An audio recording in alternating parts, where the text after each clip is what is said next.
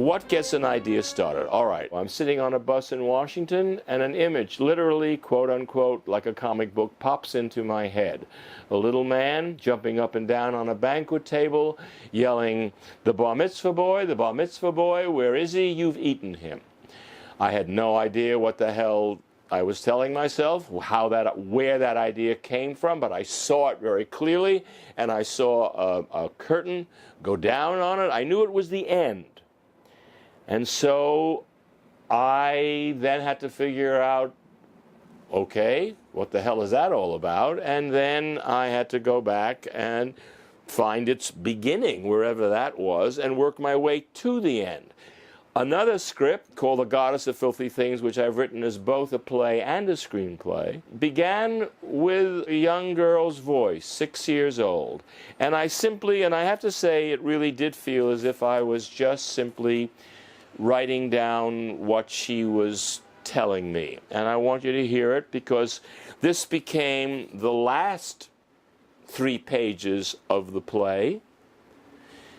And it was what started it all, and never saw it as an opening, but did think at one point that it was the middle of the piece, or the end of the first act, and then realized, no, it goes at the end. So the architecture of finding out where something belongs, you know it's right, but then finding the right place for it is terribly important.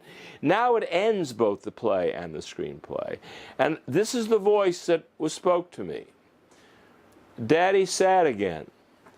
Instead of changing things like it was supposed to, California is just like anywhere else.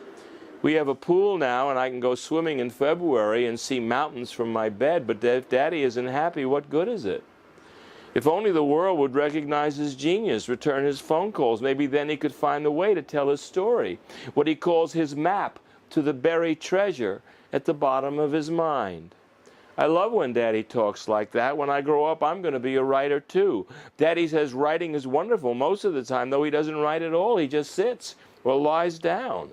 He lies down a lot. Sometimes I think he's dead or gone into his head forever. In a way, it's like having 2 daddies, the one who's sad and goes away, and the one who comes back to make French toast and goes swimming. Now, that came out all, and there's 2 more pages. That came out all in one flow.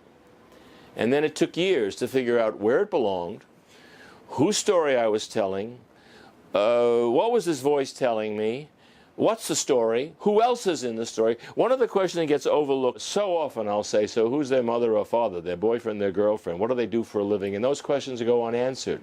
Now, they may not work themselves into the script, but I think these are facts, or what Stanislavski calls the given circumstances, that you do need to know whether you use them or not. This is more valuable to me. Now, by this I do not mean backstory, because a lot of people take backstory and they just make up a whole cockamamie story for the character. I only need to know that much of the story, of that character story, to feed and fuel what's going on in this story that I'm telling now. Everything else is irrelevant. Everything else is boring. I only need to know what I need to know, because the name of the game, and that's why I say it's very important for me to constantly be moving into unfamiliar territory, is that you cannot take an audience by surprise unless you take yourself by surprise. You can't arrive at some deep emotional impact with your characters unless you have lived through it, experienced it as you write it.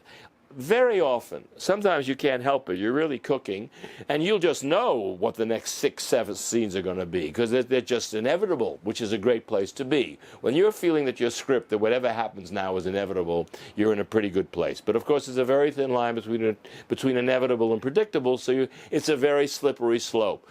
It's these tightropes, these slippery slopes that we walk as writers that are part of the, well, for me, the joy of the process, not falling off that tightrope, recognizing, oh no, I've gone off track, now how do I get it back on track? looking for that point of re-entry into the material in a second draft. Where, now that it's written, do you find the space?